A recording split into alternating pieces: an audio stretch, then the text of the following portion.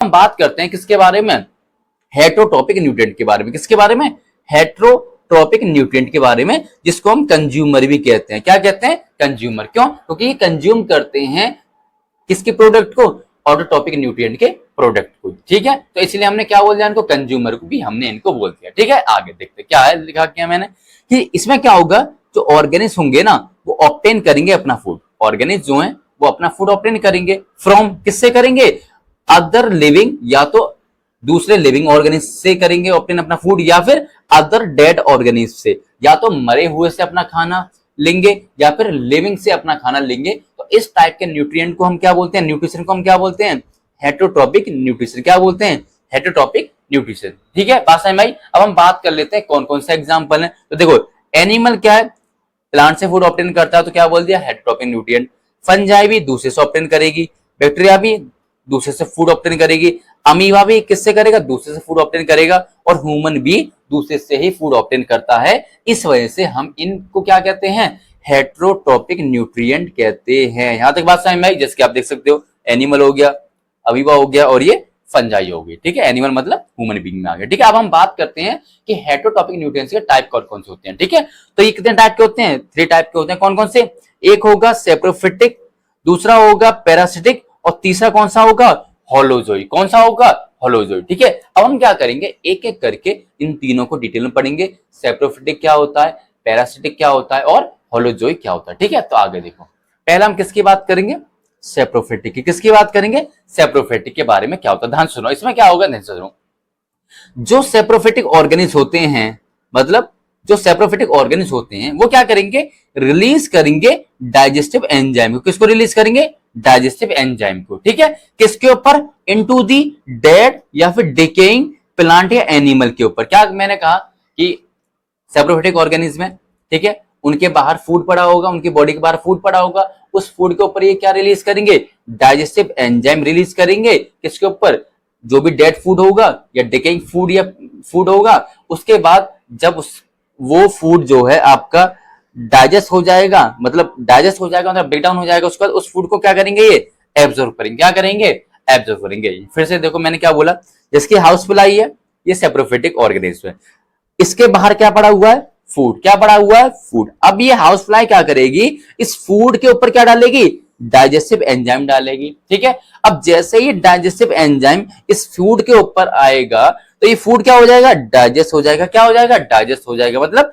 Useful fat मिल जाएगा। ठीक है, अब इस डाइजेस्ट फूड को या यूजफुल फूड को ये हाउस फ्लाई क्या करेगी, एब्जॉर्ब कर लेगी। क्या कर लेगी, एब्जॉर्ब कर लेगी। तो इस टाइप के न्यूट्रिशन को हम क्या बोलते हैं, सेप्रोफिटिक न्यूट्रिशन। क्या बोलते हैं, सेप्रोफिटिक न्यूट्रिशन। ठीक है, तो आगे बात करते हैं। ठीक है, तो क्या लिखा हुआ है, अब सवाल आता है किस किस टाइप के ऑर्गेनिज्म होगा, तो याद रखना कौन में होगा, फंजाई के अंदर सेप्रोफिटिक न्यूट्रिशन होगा, मशरूम के अंदर, राइजोपस के अंदर, स्पाइडर के अंदर, और हाउस फ्लाई के अंदर। इन सब के अंदर कौन किस टाइप का न्यूट्रिशन होगा, सेप्रोफिटिक टाइप का न्यूट्रिशन होगा। इतनी बात समझ में आई। आगे फिर ये जो सेप्रोफिटिक न्यूट्रिशन होते हैं, सेप्रोफिटिक ऑर्गेनिज होते हैं, ये क्या शो करते हैं, ये करते हैं एक्सटर्नल डाइजेशन। क्या करते हैं, एक्सटर्नल डाइजेशन। मतलब एक बात बताओ, जो ये हाउस फ्लाई है, इसने फूड को अपनी बॉडी से बाहर डाइजेस्ट करा है बॉडी के अंदर, तो आप कहोगे सर अपनी बॉडी से बाहर डाइजेस्ट करा।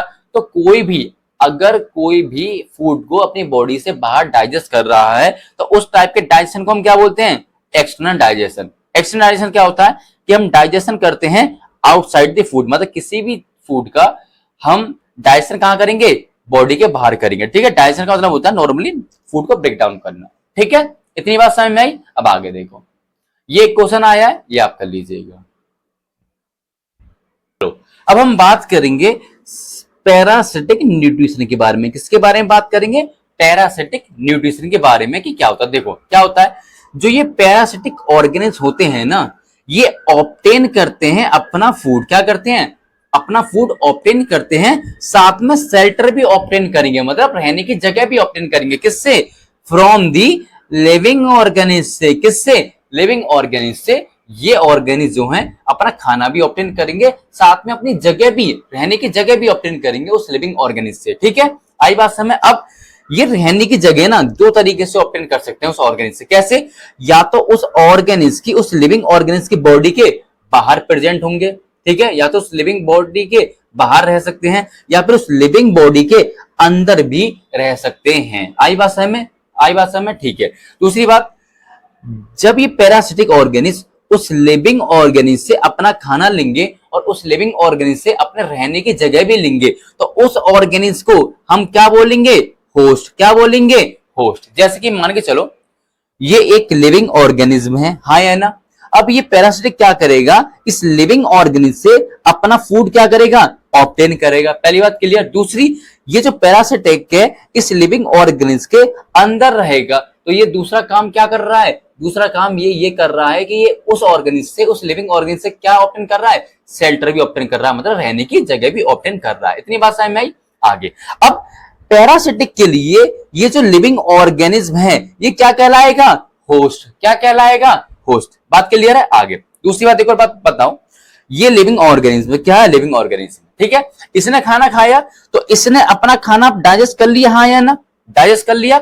अब जब ये पैरासिटिक ऑर्गेनिज्म इस लिविंग बॉडी के अंदर जाएगा तो इसको तो पहले से ही डाइजेस्ट खाना हुआ मिलेगा ना, मतलब पहले से पचा पचा खाना मिलेगा, पहले से ब्रेक डाउन हुआ खाना मिलेगा, पहले से यूजफुल खाना मिलेगा, हाँ या ना? तो कहने का मतलब इस पैरासिटिक को इस ऑर्गेनिज्म के अंदर पहले से डाइजेस्टेड खाना मिलेगा। तो क्या इस पैरासिटिक को कोई खाना पचाने की, कोई खाना डाइजेस्ट करने की जरूरत होगी? नहीं। तो याद रखिएगा, नो डाइजेशन टेक प्लेस। हमें सेप्रोफिटिक ऑर्गेनिज्म में किसी भी तरीके का डाइजेशन देखने को नहीं मिलता। ये बात क्लियर रही अच्छे से? ठीक है। अब हम बात करते हैं कि पैरासिटिक न्यूट्रिशन किस किस ऑर्गेनिज्म में होगा, एग्जांपल देखते हैं। ठीक है, तो कौन कौन से हैं आपके?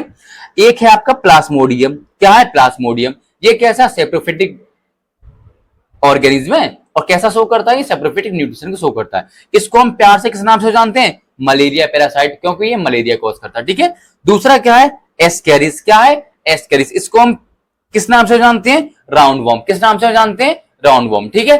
तीसरा है हमारा कोस्कटा। ये क्या है? हमारा एक प्लांट है जिसका नाम है कोस्कटा, जिसको हम प्यार से क्या बोलते हैं? अमरबेल। क्या बोलते हैं इसको हम प्यार से? अमरबेल। इतनी बात याद रहेगी। तो याद रखना, पैरासिटिक न्यूट्रिशन में हमारे 3 एग्जांपल हैं। कौन कौन से? प्लाज्मोडियम जिसको हम मलेरिया पैरासाइट बोलते हैं, दूसरा है पैरासाइट जिसको हम राउंड वॉर्म भी बोलते हैं, और तीसरा है कोस्कटा जिसको हम बोलते हैं अमरबेल भी बोलते हैं। इतनी बात क्लियर हो गई। आगे अब हम बात करते हैं, देखो एक क्वेश्चन आ गया, अगेन आप इसका आंसर दोगे, कमेंट में आंसर दोगे, मैं जब नया लेक्चर स्टार्ट होगा तब इसका आंसर दूंगा। ठीक है। आगे अब हम बात करेंगे अपना होलोजोइक न्यूट्रिशन के बारे में। किसके बारे में? होलोजोइक न्यूट्रिशन के बारे में। तो याद रखो, होलो का मतलब होता है, होलो का मतलब होता है होल। क्या होता है? होल। क्या होता है? होल। तो याद रखना क्या होता है होलो का मतलब? क्या होता है? होल। और जो क्या मतलब क्या होता है? एनिमल। क्या होता है? एनिमल। तो ध्यान सुनना मेरी बात, क्या बोला मैंने? होलोजोइक न्यूट्रिशन में क्या होगा कि जो ऑर्गेनिज्म होगा ना वो फीड करेंगे on the solid food material. किस पे फीड करेंगे? सॉलिड फूड मटेरियल पे फीड करेंगे, और उस टाइप के न्यूट्रिशन को हम क्या बोलते हैं? Holozoic nutrition. क्या बोलते हैं? Holozoic nutrition. एग्जांपल, मैं एक इंसान हूं, ह्यूमन बीइंग हूं, मैं किस में आता हूं? होलोजोइक ऑर्गेनिज्म में आता हूं। ठीक है। अब मैं क्या करूंगा, मान के चलो हमारे पास एप्पल है या फिर मान के चलो रोटी है। हमें पता है कि रोटी जो होती है उसमें 2 तरह के सब्सटेंस होते हैं, एक जो हमारी बॉडी के लिए काम के होते हैं और एक सब्सटेंस जो हमारी बॉडी के लिए काम के नहीं होते। क्या मैं उस रोटी में से क्या काम की चीजें निकाल के खाता हूं? नहीं ना, पूरी की पूरी रोटी को खा रहा हूं, हाँ या ना? मैंने क्या कहा, मैं पूरी की पूरी रोटी को खा रहा हूं। अब उस रोटी के अंदर 2 पार्ट होंगे मेरे, या तो यूजफुल पार्ट भी होगा और एक नॉन यूजफुल पार्ट भी होगा। तो पूरी की पूरी रोटी को खा रहा हूं, सॉलिड फूड मटेरियल को अगर मैं खा रहा हूं तो इस टाइप के न्यूट्रिशन को मैं क्या कहूंगा? होलोजोइक न्यूट्रिशन कहूंगा। क्या कहूंगा? होलोजोइक न्यूट्रिशन कहूंगा। जैसे कि देखो एग्जांपल में, देखो ये एक ह्यूमन है, इंसान है, ये क्या करेगा? ये फूड को इंटेक करेगा। क्या करेगा? फूड को इंटेक करेगा। अब हमें पता है कि हमारे फूड में 2 सब्सटेंस होते हैं, एक यूजफुल जो हमें चाहिए होता है और एक यूजलेस जो हमें नहीं चाहिए होता है। तो क्या हम जो है इस फूड में से क्या यूजफुल चीज निकाल खाते हैं? नहीं ना, हम पूरी की पूरी रोटी को अंदर खा लेंगे। पूरी की पूरी रोटी को हम क्या कर लेंगे? अंदर अपने पेट के अंदर डाल लेंगे, पूरी की पूरी रोटी को खा लेंगे। उसके बाद जब ये पूरी की पूरी रोटी हमारे पेट के अंदर आएगी तो हम उसको क्या करेंगे? डाइजेस्ट करेंगे, ब्रेक डाउन करेंगे। ब्रेक डाउन करने के बाद क्या करेंगे? जो इस रोटी के अंदर यूजफुल पार्ट है उसको हमारी बॉडी यूज कर लेगी, एब्जॉर्ब कर लेगी, और जो इस रोटी का यूजलेस पार्ट है उसको हमारी बॉडी क्या कर देगी? अपनी बॉडी से बाहर निकाल देगी। ठीक है। तो हमने पूरे के पूरे होल्ड फूड को, पूरे के पूरे सॉलिड फूड मटेरियल को इंटेक कराता। तो इस टाइप के न्यूट्रिशन को हम बोलते हैं होलोजोइक न्यूट्रिशन। क्या बोलते हैं? होलोजोइक न्यूट्रिशन बोलते हैं। ठीक है, आई बात समझ में? अच्छा, एक चीज, हमने ये जो फूड है ये हमने बॉडी के अंदर डाइजेस्ट करा या बॉडी के बाहर? तो आप कहोगे सर हमने इस फूड को अपनी बॉडी के अंदर जो है डाइजेस्ट करा है। तो याद रखना, होलोजोइक जो न्यूट्रिशन होता है ये कैसा डाइजेशन शो करता है? Internal digestion. कैसा? इंटरनल डाइजेशन, मतलब हम अपनी बॉडी के अंदर फूड को पहले लेते हैं, उसके बाद हम उसको ब्रेक डाउन करते हैं, मतलब डाइजेस्ट करते हैं। तो ये कैसा डाइजेशन शो करेंगे? इंटरनल डाइजेशन शो करेंगे। ठीक है, अब बात आती है कि कौन कौन से एग्जाम्पल है जिनमें होलोजोइक न्यूट्रिशन होता है। तो कौन कौन से हैं? आपके एनिमल के अंदर होता है, अमीबा के अंदर होता है, और ह्यूमन बीइंग के अंदर देखने को मिलता है। बात समझ में आई? आगे अब जो हमारा ये जो होलोजोइक न्यूट्रिशन होता है ना, ये हमारा 5 स्टेप में कंप्लीट होता है। कितने स्टेप में कंप्लीट होता है? 5 में। कितने स्टेप में कंप्लीट होता है? ये हमारा 5 स्टेप में कंप्लीट होता है। आइए देखते हैं कौन कौन से। तो देखो कितने स्टेप होते हैं? 5। पहला होगा इंजेशन। क्या होगा? इंजेशन। ठीक है, दूसरा होगा डाइजेशन। दूसरा कौन सा स्टेप होगा? डाइजेशन। तीसरा होगा एब्जॉर्प्शन। कौन सा स्टेप होगा? तीसरा एब्जॉर्प्शन। और चौथा होगा एसिमिलेशन। क्या होगा? एसिमिलेशन होगा। और चौथा स्टेप होगा हमारा इजेशन। कैसा होगा? इजेशन। अब हम बात करते हैं एक एक कि इंजेशन क्या होता है, डाइजेशन क्या होता है, एब्जॉर्प्शन क्या होता है, एसिमिलेशन क्या होता है और इजेशन क्या होता है। ठीक है, तो आइए देखते हैं क्या होता है। देखो इंजेशन क्या होता है? Taking a food. क्या? मैंने खाना खाया, मैंने खाना अपने माउथ के अंदर डाला, ये प्रोसेस क्या कहलाएगा? इंजेशन। क्या कहलाएगा? इंजेशन। पहला पॉइंट के लिए। दूसरा होता है डाइजेशन। क्या करा? जो मैंने खाना अपने पेट के अंदर डाला है, अब उस खाने को मैं क्या करूंगा? ब्रेक डाउन करूंगा, तोड़ूंगा, क्योंकि एक रोटी है, हाँ कॉम्प्लेक्स मॉलिक्यूल है, उसको मैं तोड़ के किसमें कन्वर्ट करूंगा? सिंपल फूड में, ये सिंपल मटेरियल में। तो ये वो क्या कहलाएगा? डाइजेशन। तो डाइजेशन में हम क्या करेंगे? जो हमारे पास कॉम्प्लेक्स फूड है उसको हम ब्रेक डाउन करेंगे, किसमें? सिंपल फूड में। तो ये प्रोसेस क्या कहलाता है? डाइजेशन। क्या कहलाता है? डाइजेशन। ठीक है, तीसरा प्रोसेस आता है हमारा एब्जॉर्प्शन। क्या आता है? एब्जॉर्प्शन। अब मैं क्या करूंगा? जो मैंने सिंपल फूड है, जो मेरा सिंपल फूड है उसको मैं एब्जॉर्ब कर लूंगा। कहां पे? ब्लड में। मतलब जो मेरा स्मॉल फूड है उसको मैं कहां डाल दूंगा? ब्लड में डाल दूंगा। तो ये प्रोसेस क्या कहलाएगा? एब्जॉर्प्शन कहलाएगा। क्या कहलाएगा? एब्जॉर्प्शन कहलाएगा। ठीक है, फोर्थ प्रोसेस आता है मेरा एसिमिलेशन। कौन सा आता है? एसिमिलेशन। अब एसिमिलेशन क्या होता है? ध्यान सुनो, मैंने क्या करा?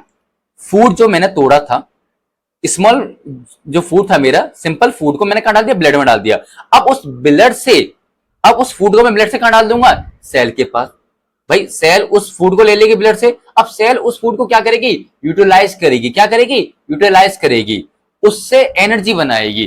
तो जब हम उस फूड को यूटिलाइज करेंगे तो उस प्रोसेस को हम क्या कहते हैं? एसिमिलेशन। क्या बोलते हैं? एसिमिलेशन। याद रहेगा? आगे हमारा लास्ट स्टेप आता है इजेशन। इजेशन में क्या होगा? अब जो फूड हमारा डाइजेस्ट नहीं हुआ, जो फूड हमारा डाइजेस्ट नहीं हुआ, मतलब जो फूड हमारा नहीं टूटा और जो फूड हमारी बॉडी ने एब्जॉर्ब नहीं करा, क्या बोला मैंने? अनडाइजेस्टेड फूड और अनएब्जॉर्ब फूड को हम क्या करेंगे? अपनी बॉडी से रिमूव कर देंगे। और ये प्रोसेस क्या कहलाता है? इजेशन। क्या कहलाता है? इजेशन। तो हमारे कितने स्टेप होते हैं होलोजोइक न्यूट्रिशन में? 5। पहला इंजेशन। इंजेशन में हम क्या करेंगे? फूड को अपनी बॉडी के अंदर इंटेक करेंगे। ये प्रोसेस क्या कहलाएगा? इजेशन। क्या कहलाएगा? इजेशन। उसके बाद जो हमने फूड को इंटेक करा है उसको स्मॉल स्मॉल या छोटे छोटे पीसेस में काटेंगे। क्या कहलाएगा? डाइजेशन कहलाएगा। ठीक है, क्या करेंगे? कॉम्प्लेक्स फूड को हम ब्रेक डाउन करेंगे सिंपल फूड में। क्या कहलाएगा? डाइजेशन कहलाएगा। ठीक है, उसका हम क्या करेंगे? जो हमारा सिंपल फूड है उसको हम एब्जॉर्ब करेंगे, किसमें? ब्लड में। तो ये प्रोसेस क्या कहलाएगा? एब्जॉर्प्शन कहलाएगा। क्या कहलाएगा? एब्जॉर्प्शन कहलाएगा। ठीक है, उसके बाद हमने क्या करा? जो एब्जॉर्ब फूड है उसको हम कहां दे देंगे? सेल के पास दे देंगे। अब एब्जॉर्ब फूड का सेल क्या करेगी? यूटिलाइज करेगी, इस्तेमाल करेगी। तो इस प्रोसेस को हम क्या बोलते हैं? एसिमिलेशन। क्या बोलते हैं? एसिमिलेशन बोलते हैं। ठीक है, उसके बाद हम क्या करेंगे? जो हमारा फूड डाइजेस्ट नहीं हुआ था, ब्रेक डाउन नहीं हुआ था, या फिर जो फूड हमारा एब्जॉर्ब नहीं हुआ था, उस फूड को हम क्या कर देंगे? अपनी बॉडी से रिमूव कर देंगे। और ये प्रोसेस क्या कहलाएगा? इजेशन। क्या कहलाएगा? इजेशन। तो यहां तक बात समझ में आई? क्लियर? यहां तक बात?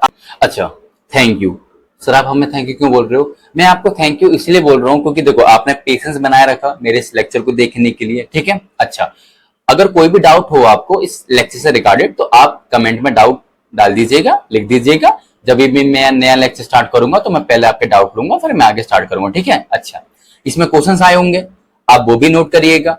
ठीक है, उनको सॉल्व करिएगा, कमेंट में आंसर दीजिएगा।